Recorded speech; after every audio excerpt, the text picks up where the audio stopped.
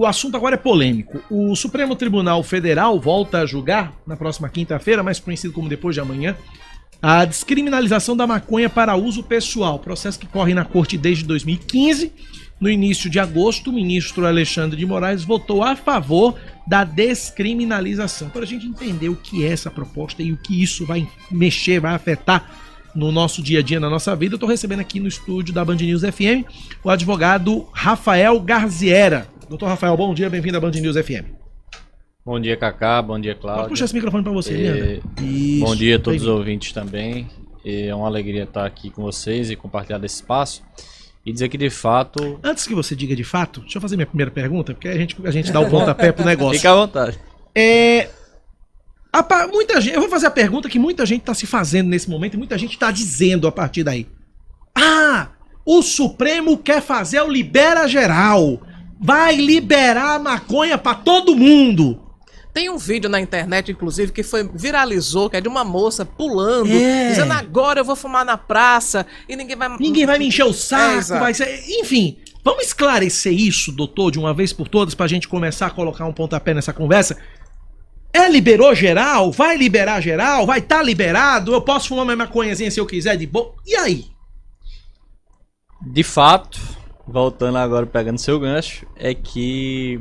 A verdade é que provavelmente não vai ser dessa forma que vai acontecer. Nós temos aqui o exemplo de diversos outros países e os estudos que foram trazidos para analisar esse caso pelo Supremo. Tomaram por base outros países que já têm essa experiência, né? Muitos outros como Holanda, Uruguai, Portugal, diversos outros países. E isso vai implicar o quê? Na verdade, o que se está tratando aqui é a descriminalização. Entretanto, ainda vai haver uma regulação antes que se possa falar em uso recreativo liberado, como querem muitos colocar. Então, na prática, o que vai acontecer? Pois não. Está se discutindo se vai ser crime ou não a pessoa portar, e ainda não há, inclusive, a modulação. Porque o recurso que trata disso fala de drogas, no geral. Os ministros já restringiram. Alguns votos já estão direcionando que isso seria apenas com relação à maconha. E após isso, o que vai estar decidido, nada mais, nada menos, é só que não vai ser crime portar. Só que a partir daí, obviamente, vai haver uma delegação para que o legislativo regule isso. No caso de regulação, quando você fala em regulação, é, por exemplo, quantidade, né? Formas de uso, locais de uso, tributação disso, entendeu? Várias outras questões que são muito bem definidas em outros países. Então, a partir desse julgamento, enfim, da maneira que está posto agora...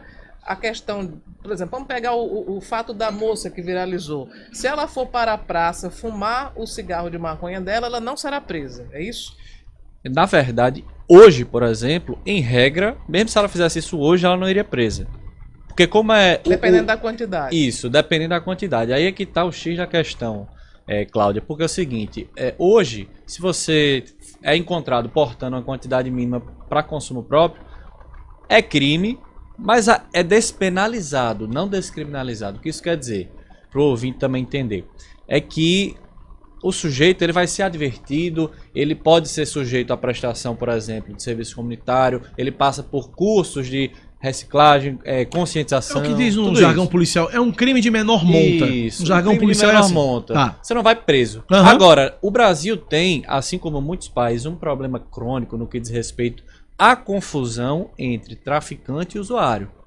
E daí a importância desse julgamento para os estudiosos o que diferencia sociais. A quantidade. O que diferencia Isso. A quantidade que o camarada estiver portando. Porque, por exemplo, eu vou dar um exemplo para vocês. Houve, inclusive, isso no voto de um dos ministros, não me recordo agora se foi o ministro Fachin ou se foi do ministro Barroso, ambos já votaram. O que acontece?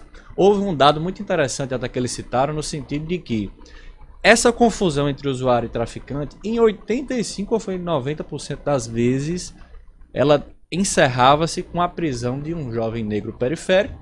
E quando se tratava de um branco, por exemplo, essa confusão ela era tangida para o lado do usuário, não resultava em prisão. Então é um conceito subjetivo, Depende da avaliação do juiz. Na verdade, isso fica muito nas mãos da autoridade policial, que é quem tem o primeiro contato com isso, né? E aí, como qualquer ser humano, O policial também é falível, às vezes ele erra, às vezes não. Assim como outras profissões, nós temos bons policiais, maus policiais, é uma coisa comum.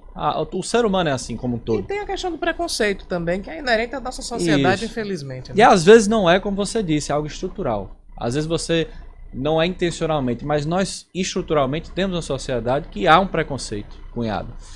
Então, estatisticamente, isso foi pesquisado. Isso revelou que, na balança, isso acaba prejudicando, em termos de política criminal, jovens, negros, pobres, periféricos, em detrimento de bairros mais nobres, de brancos e etc. E essa confusão gera um problema de encarceramento em massa no Brasil que acaba com a superlotação dos presídios e por aí vai. E isso é muito alarmante, inclusive, se a gente entrar qualitativamente nos dados, Cacá e Cláudia. Quando você pega, por exemplo, 30% aproximadamente das prisões hoje no Brasil, elas são vinculadas ao crime de tráfico. Se a gente vai para as mulheres, esse número eu me refiro aos homens, mas para as mulheres, esse número se aproxima de 60% das mulheres presas no país. É um número muito alto. Muitas delas são flagradas quando vão visitar os companheiros, os namorados e tal, na prisão, porque levam, né, entorpecentes para entregar muitos eles. Casos. Ou e às vezes ficam gerenciando os negócios, entre aspas, né, do companheiro, do marido, do namorado, enfim. Também, perfeitamente. Então, assim, o que a gente e o que o Supremo pretende aí, na verdade, é isso.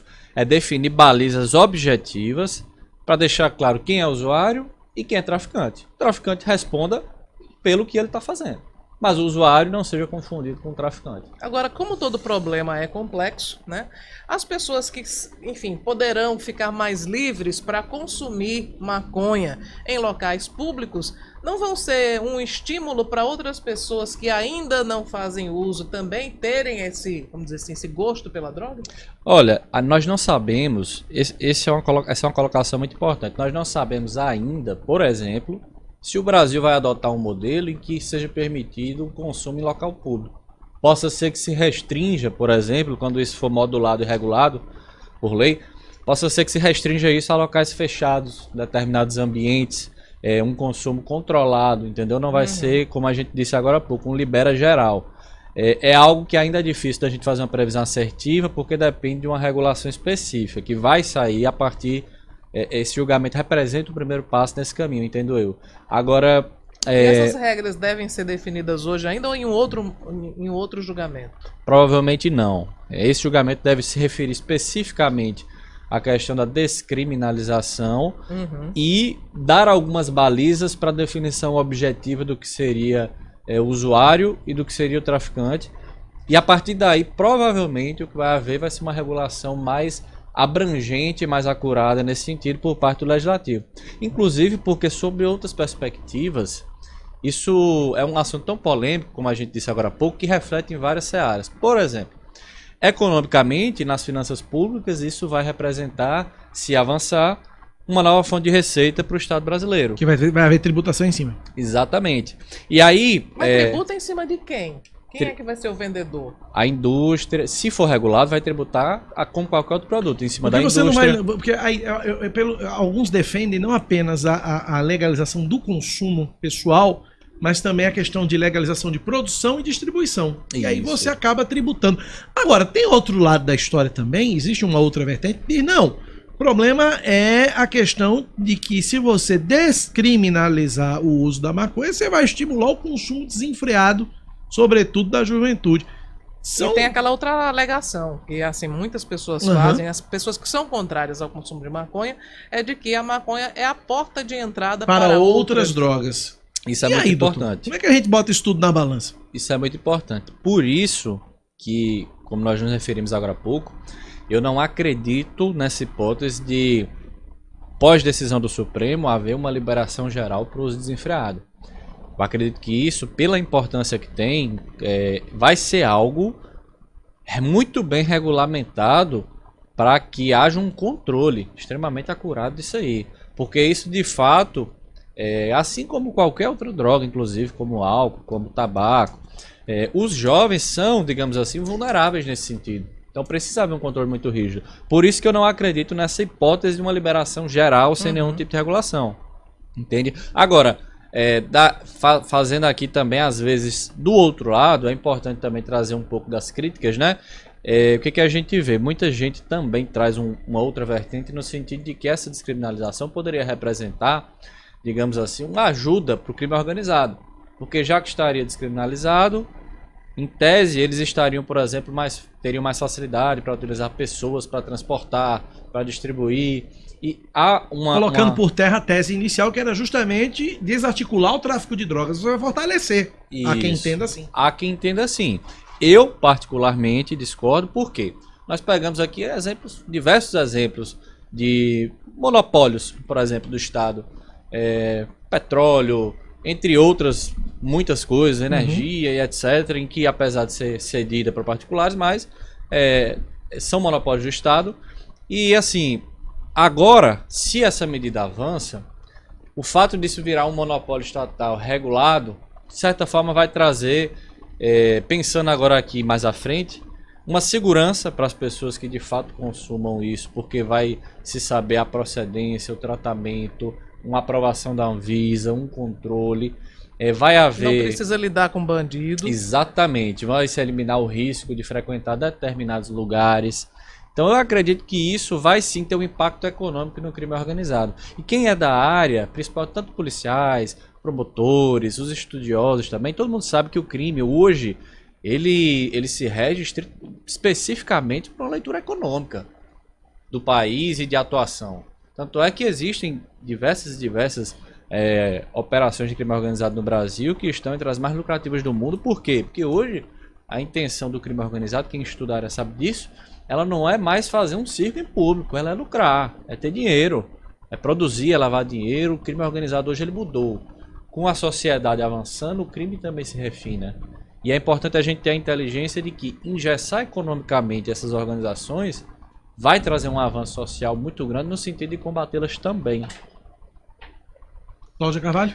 Não, assim, existem muitas dúvidas ainda, é um cenário todo ainda muito incerto, mas acho que a grande preocupação que fica tem muito a ver com as regras que forem criadas para esse consumo, porque a grande preocupação é aumentar muito o consumo, já que, principalmente entre adolescentes, enfim, pessoas de menor idade ou pessoas muito jovens, que de alguma forma se sintam estimuladas, já que não é crime e tem aquele fator curiosidade que na adolescência é tão forte. E tem o receio, na verdade, eu acho que é esse, é de estimular muito o consumo, principalmente entre os mais jovens. Isso é verdade, Cláudia. E, inclusive, eu me surpreendi, porque o pensamento natural que nos veio à mente é esse, eu também realmente pensava a mesma coisa. Mas quando eu fui acessar os reflexos de medidas semelhantes em países como Portugal, por exemplo, e Holanda, e aí eu faço uma ressalva, né? O Brasil é um país continental, uma cultura diferente, não necessariamente vai ser igual aqui. Nós vamos ter, obviamente, nossos próprios resultados. Mas um dado curioso que me chamou a atenção foi que em alguns países que fizeram esse movimento recente, eles constataram, na verdade, inclusive alguns estados americanos, eles constataram a queda no consumo. A queda no consumo, na quantidade de consumo. Isso me chamou a atenção, porque na minha mente era a mesma coisa. Ó, vai se gerar um incentivo, vai haver um aumento. E esse aumento existiu de fato num primeiro momento, inclusive pelo fator curiosidade, como você mesma colocou. Mas eu pude observar que em diversos outros estados e países, depois de passado esse primeiro momento, houve uma queda drástica. Foi mais ou menos como nós convivemos aqui na prática, como cigarro comum, um charuto ou um álcool. Muita gente prova, mas nem todo mundo se identifica. Não é uma coisa, digamos assim, automática, né? E os números apontaram muito isso em outros países. Não sei como será o nosso caso, porque nós temos uma certa peculiaridade, digamos assim, infraestrutura social, cultural. E aí tudo isso ainda é difícil de prever. Mas são preocupações extremamente válidas, né? Ok, conversamos, portanto, com o advogado Rafael Garzieira, tratando aqui sobre a descriminalização da maconha. Doutor Rafael, obrigado pela entrevista, um abraço para o senhor. Eu que agradeço. Obrigado aos ouvintes, obrigado, Cláudio, obrigado, Cacá.